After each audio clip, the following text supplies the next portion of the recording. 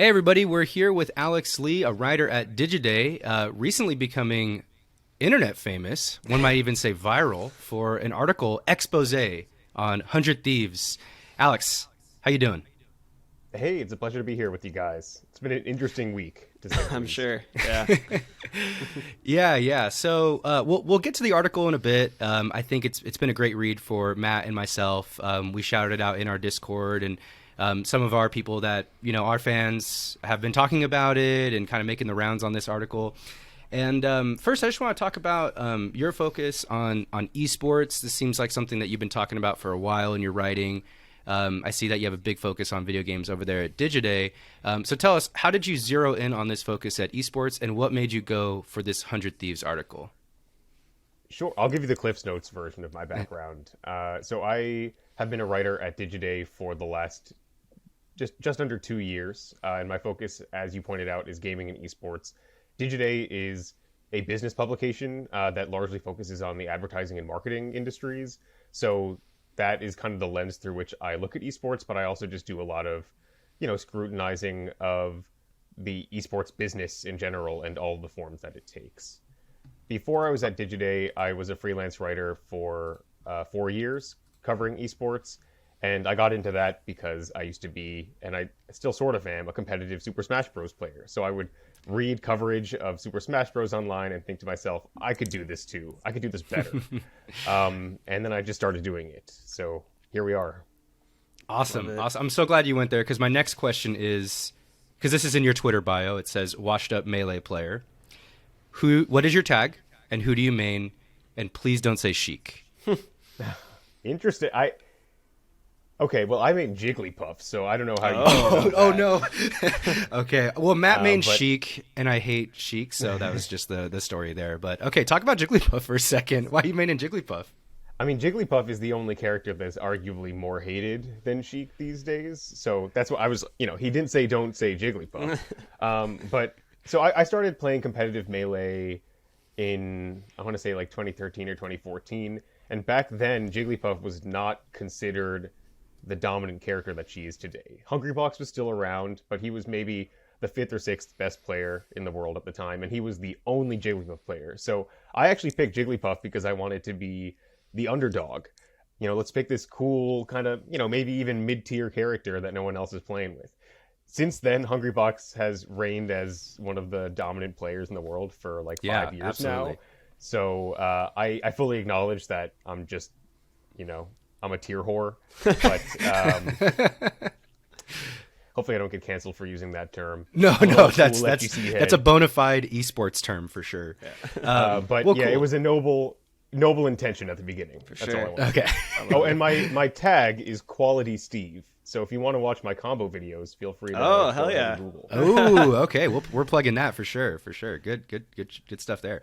All right. Well, let's jump into it. I know, Matt, you got some hardball questions that you want to throw at Alex right away here. So Yeah, let's well, talk about it. really quickly, and just for anyone that might not be familiar with the articles, is basically kind of, maybe Alex, you can sum it up better than me, but kind of like looking at 100 Thieves and really esports at large through a pretty much, I think, objective lens, just kind of some of the problems they face, and primarily some of the problems they face being a largely creative-led or creator-led organization, rather. So I'm kind of curious, just to start, Alex, obviously there's a lot of other esport organizations that are under flack here and there, whether it's FaZe or TSM, and 100 Thieves is definitely not the only one going through layoffs. So kind of what drew you to this one in particular?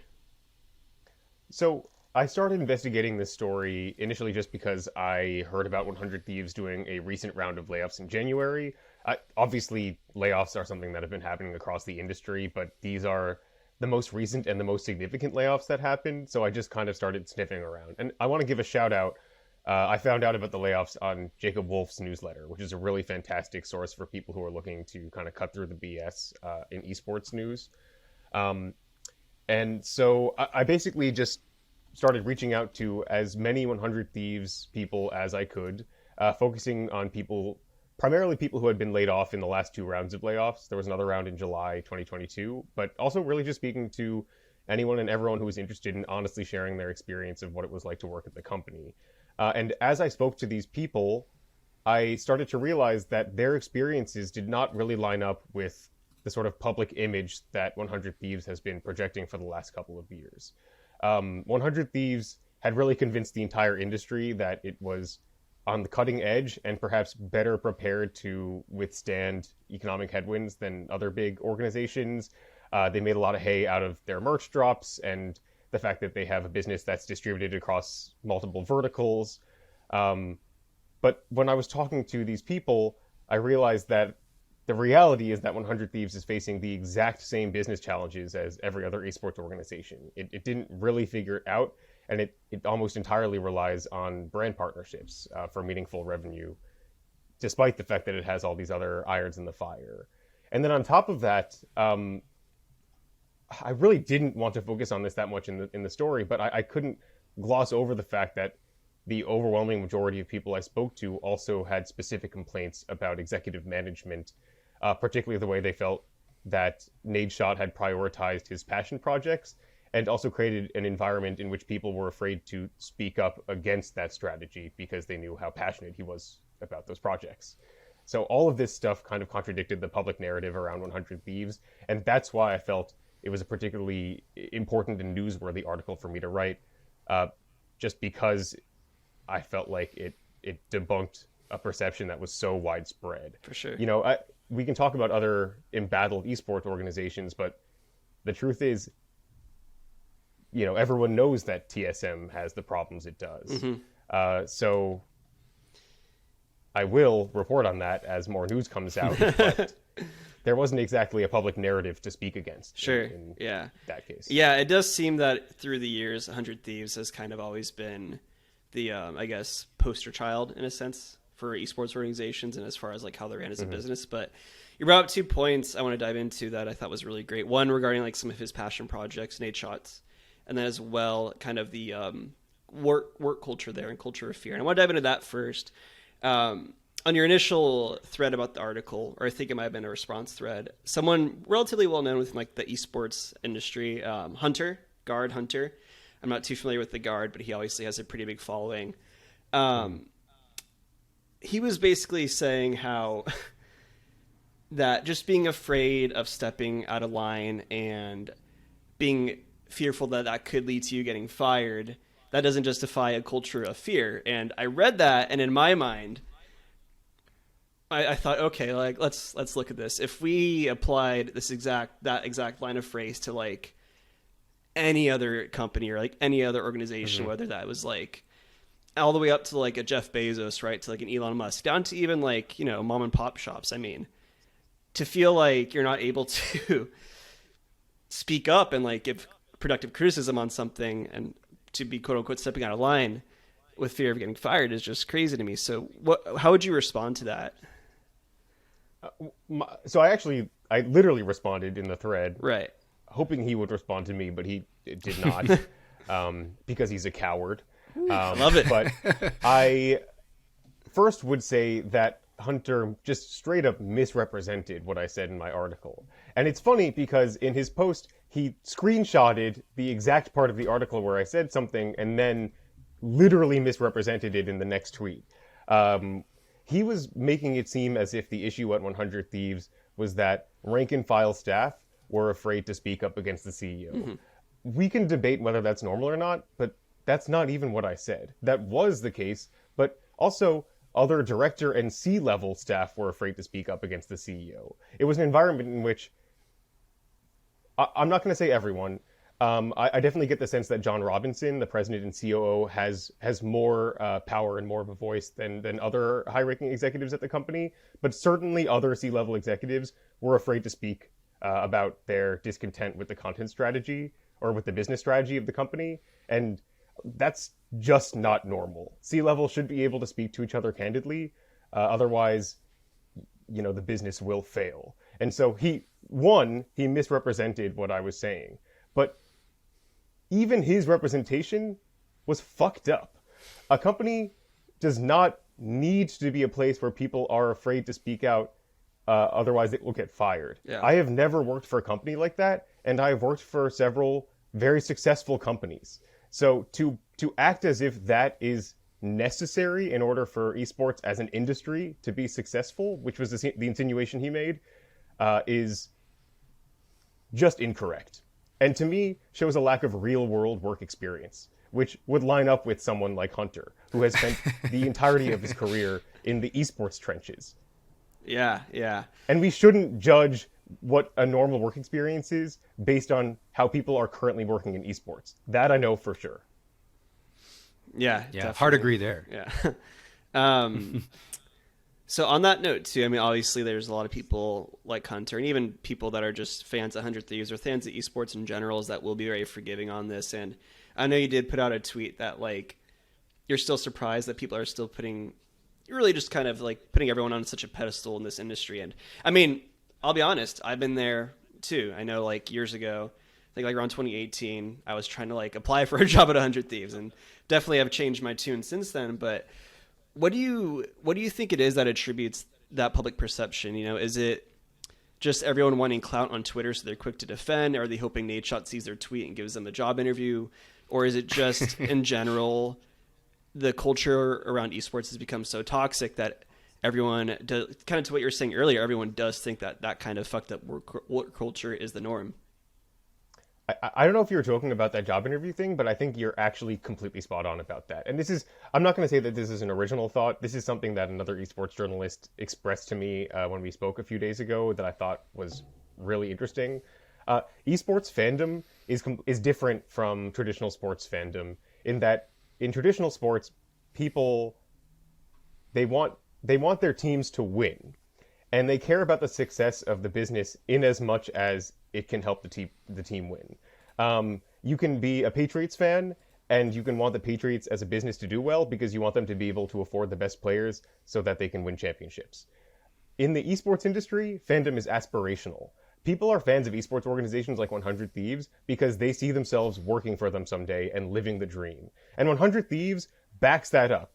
I mean, look at influencers like JHB, for example. JHB is just another influencer on 100 Thieves. He's like roster. the poster child, yeah. He's the poster child. But his entire shtick as an influencer is ascending the ranks, from intern to full-time staffer to what have you. And it makes the children, who are largely fans of 100 Thieves, think that they could follow the same path. And maybe they could, but that's 0.001% of 100 Thieves fans. But that doesn't change the fact that all these people they're aspirationally fans of both 100 Thieves and of esports as an industry. And so when they see an article like mine, which is truthfully pointing out issues with the business in a way that threatens to end the hype train, they see that as threatening their future in esports. It's the temporarily embarrassed millionaire thing, but for being an esports star instead. Yeah, it's I don't think it's like that dissimilar to how I think this perception has changed recently, but kind of how in culture we've glamorized like the Silicon Valley grind, like hustle and like startups, like around that. I think it's very similar, and really kind of showing its face in this industry as well.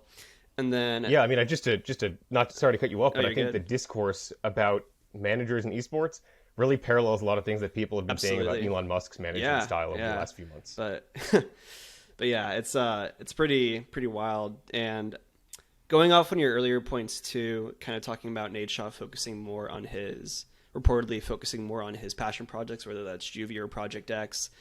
That's something Hunter commented on as well. I don't think you responded to it, so I apologize if you did. But you know, I'm not too familiar with the business of energy drinks. I won't comment on that too much, but something Hunter was saying was that how when, partnerships, which is really kind of, I think, pretty common knowledge. I mean, whether it's on YouTube or like brand activations, whatever, that's how these organizations make money, right? Yeah. They were saying how they were looking into other verticals, and he referenced Juvie and then Project X being their FPS they're working on. When I saw that, I was just kind of blown away because this is a game that's in development for an extremely saturated space, the competitive shooter space, which, and I want to preface this with saying, I do think it's important that like any company undertakes things like that. Like you never know, you might get a gem, right? However, to call that like a smart vertical to be going into right now when you're competing essentially against Counter-Strikes, right, Valorants, literally triple A studios with a shit ton of experience, calling that a good vertical was surprising to me. So what I was wondering for you was kind of like looking at it as objectively as possible. As does it make sense to go into that outside of a passion project? So I do want to preface my answer to this by saying that I'm a journalist and I'm not a businessman. Sure. So I think there are a lot of people trying to make the esports business profitable and sustainable, and I honestly wish them the best of luck. Absolutely. So I'm not saying I have the solutions here, but in a vacuum, neither of those are businesses that I would view as businesses with high margins that are easy to scale. Let's just break them down. I mean, first of all, Juvie is a gamer energy drink. It's a gamer-oriented energy drink. There's already a number of those in the market, like Ghost Energy and G Fuel. And I know as someone who's covered G Fuel in some detail in the past that G Fuel has been profitable in the past, but it actually struggled to turn a profit last year. And that is, they have an incredible ground and pound influencer team. At least formerly one of the best marketing strategies in the entire business. And it's an entire business that is geared around selling an energy drink. So if they're having trouble, then I don't see how Juvie could necessarily do much better. And also, it's a consumer packaged goods business. I mean, there's massive overhead. All of a sudden, here's another product that 100 Thieves has to manufacture and store and distribute, find retail partners for. It's just way more complicated than a lot of the other businesses that 100 Thieves was doing prior. And then Project X, the video game, it was very funny that Hunter referred to this as a high margin business, because right now there is no product. Yeah, they're not so selling weird. anything. Yeah. They're only did the spending prototype. money. Yeah. The margins are high in like an absolute sense if you were to take the negative amount of money that they're burning and consider that as a real number. But otherwise, they're not making any profit on that right now. So saying it has high margins is extremely speculative. Now, it's also speculative to say that project will fail. But like you said, it's an incredibly saturated genre. And also, I mean, it takes a huge marketing budget to get a game to be successful. Mm-hmm. So I'm just skeptical that 100 Thieves will be able to beat out, Riot Games with Valorant or Valve with Counter-Strike. I mean, these are massive corporations with way more money that are going to be way more competing directly experience, against Project X, larger teams, more of everything. all that. Yeah, and it surprised me too to see that the chief product officer for it was Pete Hawley, which, to be fair, I think he's had some successes in his career, but he was also the head of Telltale Games when they went under in 2018. And I just know he was the guy that was like, hey, we're out of money, no severance, good luck. So seeing him take the helm there didn't really inspire, at least for me, much confidence. But, I mean, let's wait and see, right? Maybe it'll blow up and they'll make a shit ton of money on like a live service or games as a service type of thing. Yeah, so. I'm withholding judgment on both businesses ultimately. Sure. It's certainly possible that they will strike a nerve or strike a chord and pop off. And I don't, I'm not cheering against them either. It would be great if that happened. No, yeah, I mean, I'd prefer if it did succeed, honestly, because then everyone involved in it hopefully gets a good payday, which would be good for all of them. But awesome. And then one other Twitter thread I did want to point to that I was kind of curious just to get your thoughts on, and I don't think I say respond to it. So Jake Lucky, obviously another very large voice on the Twitter sphere and YouTube, I think, for esports in general, was pretty critical of you comparing, and maybe I'm misreading it as well, but comparing basically like FaZe Banks as well as the TSM CEO, Andy Din, to Nadeshot, where Nadeshot was just being accused of essentially being, I don't think abuses, or a rude CEO, I will just call it that for right now. Whereas obviously Banks is like cryptocurrency schemes, and then Andy Din was actually fined by Riot, so I guess was more so what's the word, opposite of acquitted, convicted in that regard. Right. So do you think that's a fair comparison, kind of lumping him in with those two? Yeah, and this was the part that I think got people most riled up online. So I'm just going to read the full paragraph back to you guys so we can talk about it. Yeah. Richard Banks Bengston, the former chief operating officer of FaZe Clan, dragged the company into controversies involving cryptocurrency schemes and illegal gambling before stepping down in May 2022. At TSM, CEO Andy Reginald Din was fined by Riot Games last year over allegations that he verbally abused some of his employees. Some workers in the esports industry are beginning to lump 100 Thieves founder and former pro Call of Duty player Matthew Nadeshot Haig, never said his name out loud, don't know if it's pronounced that way, into that group too. Do you guys know how his last name is pronounced? I want to say it's Haig. I could be wrong. I think it's Haig. Yeah. So, sorry, 1 second. I'm going to let my cat out of this room. Yeah. No, worries. you're good.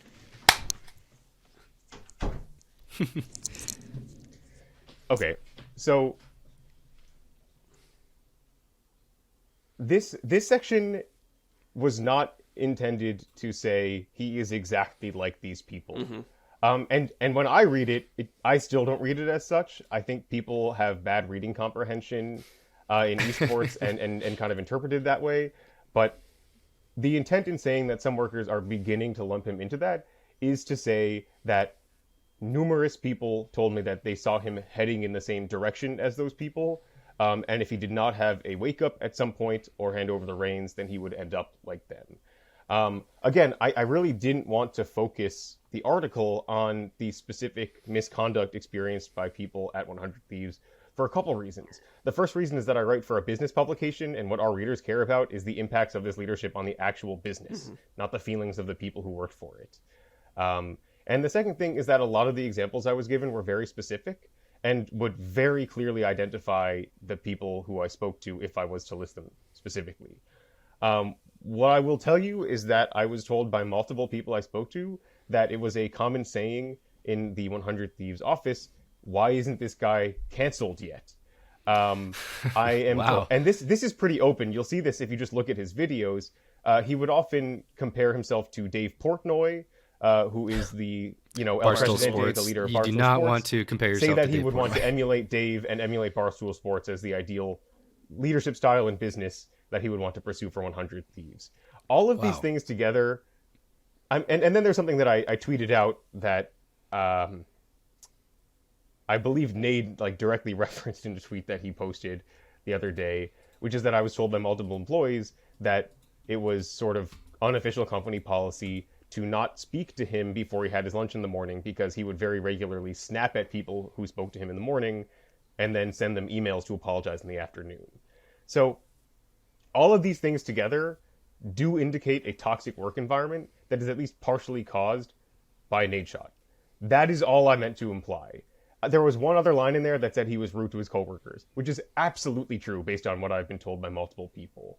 It's possible that all of these people are lying to me, but I don't find it likely that 6 people would lie to me in the exact same way about the exact same thing. Yeah. So the question of, is it a fair comparison to make? I think it is a fair comparison to make because I think this pattern shows that Nadeshot is risking heading in that direction. But I certainly did not mean to say He's that already he is there. exactly like those guys. And I don't think I said that either. I don't blame people for interpreting it that way. I admit that maybe it would have been better to just make another paragraph break there or something. I don't know. Hindsight's Hindsight's 2020. There we go. Yeah. Yeah, great minds. All right, last major question for me then, Lucas. I think you might have had a couple, but I think obviously right now with the economy at large, it's no secret that a lot of companies, particularly in tech, are going through the ringer, and there's a lot of arguments about are we heading to a recession? And seeing kind of layoffs really across the board, again, particularly in tech, but esports in general too are really getting hit by that, and not just 100 Thieves. We're seeing a lot of other companies do a lot of layoffs and things like that, and then as that happens more, and as we get deeper into a recession, we're going to see companies shelling out a lot less, obviously, for things like partnerships. And I think you pointed out in your article as well that Rocket Mortgage, I think Cash App, and a couple other big ones had actually ceased partnerships. Was that accurate? Yes, that's right. That's remarkable to me because that's that just was the publicly available biggest information. Yeah, because I know I the think big they're- thing was the they're- Cash App house. the for such a long building. time. Yeah, I was gonna say they built a spot here in LA that was like the Cash App, Yeah. 100 Thieves building. But Excuse me. leading into my main question, do you see this as something that is just par for the times? Esports is just also having a tough time like any other company is right now, or is this more indicative of a bubble bursting for esports in a way. It's a bubble bursting. And it's funny. It's been like a slow motion bubble bursting. I think the first time people said that esports was a bubble, there was like this great piece by Cecilia D'Anastasio in Kotaku in like 2017 or something, and we've all been waiting with bated breath for the correction ever since. But here's why I think it's finally going to happen. So the recession has to do with it. Like you said, brands are cutting down on their marketing budgets and looking to be more efficient and effective with the marketing that they do spend in the gaming space. The problem for esports organizations is that brands are simultaneously realizing that it's cheaper and generally more effective and targeted to just partner with individual influencers rather than partnering with an esports organization that then attempts to distribute that brand partnership across its roster of streamers. You can just connect more easily with an audience in an authentic way if you're working with an individual streamer. And so if brands are looking to tighten the purse strings and get more targeted and efficient with their marketing spend in gaming, they're likely to stop spending on esports organizations first. And we've already seen this happen. BMW pulled out of esports completely at the beginning of 2023. And that used to be a huge sponsor of major esports organizations across the board. And I anticipate that kind of shift is going to continue to happen. So I think it wasn't necessarily unwise for 100 Thieves to be looking for new verticals, types of revenue. That's one reason why I'm not necessarily passing judgment on the types of revenue they made. But whether that was a good decision or not does not reflect the fact that the company staffed up way too fast, and then had to do two consecutive rounds of layoffs, and the workers suffered as a result. And I think that is a result of the management, and Nate perhaps getting a little too deep in the weeds with those passion projects. So I don't think esports is doomed. I think competitive gaming is really compelling. Whether individual businesses like 100 Thieves survive or not, others will arise to carry the mantle. But I know at the end of 2023, there will be fewer active esports organizations than there are now. There will be mergers, there will be closures, and only the strong will survive. Yeah, it's going to be very interesting to see how it all plays out. Yeah. I got a question for you, Alex. So one thing that Matt and I talk about on this podcast pretty regularly is sort of the personalities that esports really ends up grabbing. I know you're reporting mostly on business, but I know you're pretty close to just the esports sphere in general, know a lot of the players in it. And, we have like some prime examples that you just brought up of, esports organization leaders with some problematic behavior. We are on a constant negative news cycle with like Twitch drama, competitive gamers kind of saying the wrong thing, doing the wrong thing. How does the esports industry sort of turn this around and get the right personalities that have a positive impact on this sort of industry that's trying to get off the ground? Is there a way? I mean, that's like $1 billion question, right? Because if you honestly, and I'm going to admit, like, this is maybe a bit of a blind spot for me, because if you had asked me this question like 2 or 3 weeks ago, I would have been like, well, you just got to know the right people. Like, look at Ludwig and his gang. Those are creators who are all on the up and up. Like, they all had real jobs before this. They all, like, have ethics. They know what they're doing. And then the whole thing with Atrioc and the deep one came out. And I questioned that. And I question my own perception of these people. Like, at the end of the day, is my belief that they are more responsible than others still just a form of that parasocial relationship? Maybe, probably. So, I know that's not an answer to your question. No. I think the answer really, like, I hate to say it, but the answer is really to lean on creators less. We need... This is just an obvious answer, but these companies really need to continue to staff up with people who have proven themselves as businessmen in other industries like finance or entertainment or sports, where I also think being a bad actor gets weeded out a little bit just by working with other people a little more professionally and frequently than you do as a Twitch streamer or creator. Like, it's only a matter of time until something else comes out about one of the OTK guys, that's what it feels like at this point. I don't know anything that you guys don't in that regard, but it would just be hard as a brand who wants to partner with an organization. It'd be hard to guarantee that partnership or activation is going to be brand safe if you work with any sort of creator-powered organization. So it's hard because those creators are also like the nexus of attention and thus power in this industry. Like I said, like they're the ones, individual creators are the ones who are going to be signing more partnerships in 2023. But I mean, I would just if I'm like a marketer whose job is to figure out which influencer to work with, I'd be second guessing myself so hard right now. Yeah.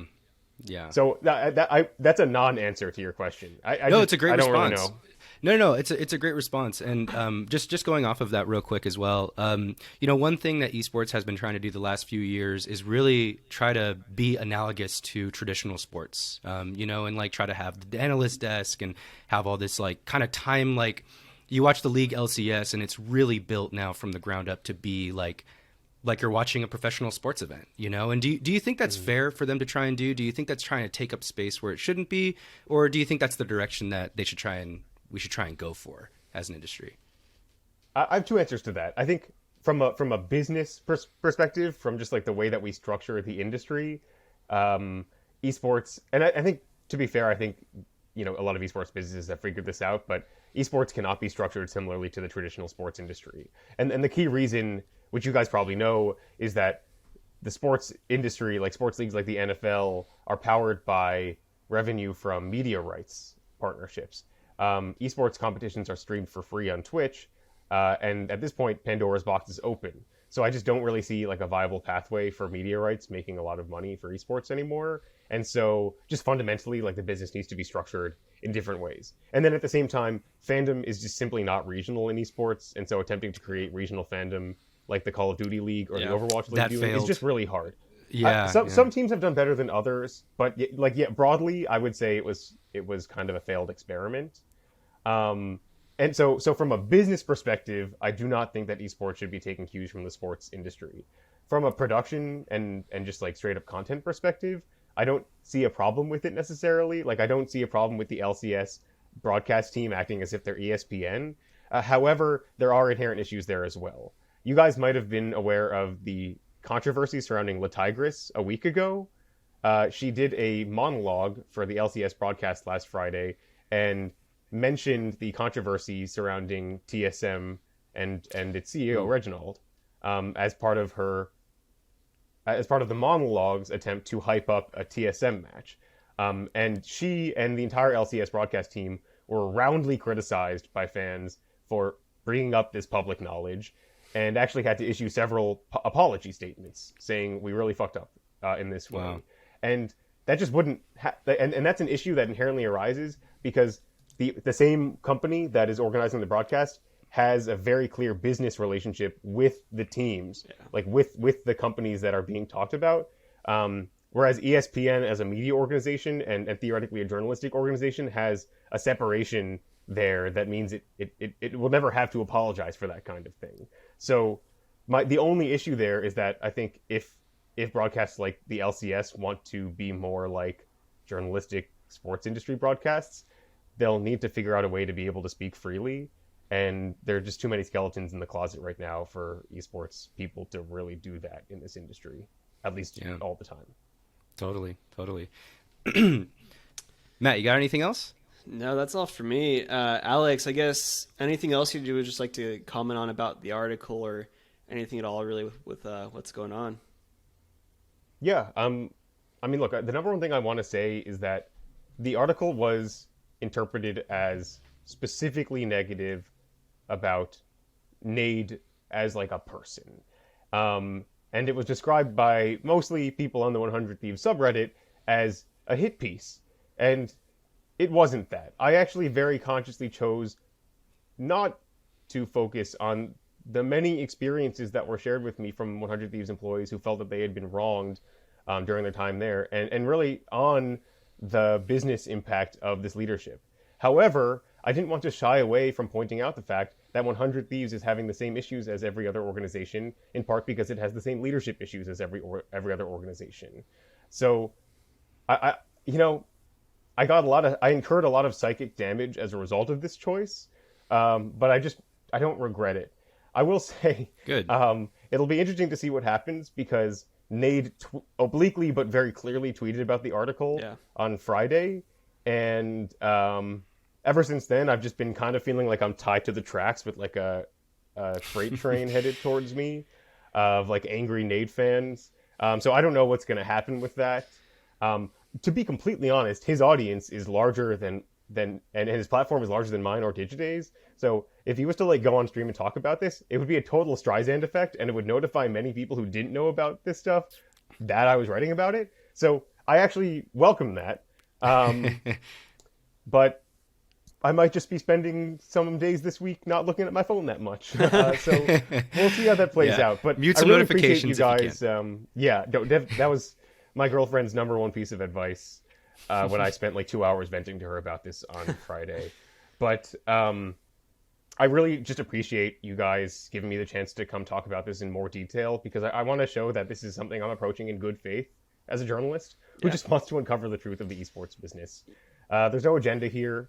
And so, hopefully at least one person watches or listens to this and realizes that. So thank you guys. Absolutely. Yeah, I know. Of course. So glad you were able to come on. And I don't think any of us are like outright rooting for like the demise of any of these organizations, right? No. Like there's real people tied to these, real jobs, real income, real everything. And I think we're all fans of esports here. So, but it's important to also look at things through a lens and see where improvements can be had. So I think that's important too. Yeah. And I will say, I do, Alex, I really do admire the grind of being, a journalist in this relatively new space and kind of finding these things, because you're right. Esports is so new, and like there's so many like things that they're trying to figure out as an industry. And, it's like anything, a new industry comes out and, some people rise to the top very quickly that probably shouldn't be there. There's reckless behavior, there's backlash, there's all sorts of different problems, and we need people in that space reporting on those kinds of things with the journalistic eye. So, you're doing good work out there for sure. Yeah, absolutely. Awesome. And then, Alex, if people want to find you online, where should they look? Or if maybe you don't want them to find you right now, I don't know. If you want to come yell at me, if you want to come talk to me, feel free to go to Alex Lee was taken on all platforms, really. That includes Venmo if you want to send me some money. There you go. But only follow me if you are okay with the hard-hitting business journalism interspersed with like weird esoteric shit posts that I write at 1 a.m. while I'm stoned. So I think we're right in that Venn diagram, huh, Matt? Pretty much, just like esoteric shit post and business talk. Yeah, I love that. Come on, come all. Love it. Awesome. Well, thank you, Alex. This was an awesome interview, and thanks everyone for listening. We'll see you. Thanks, you guys.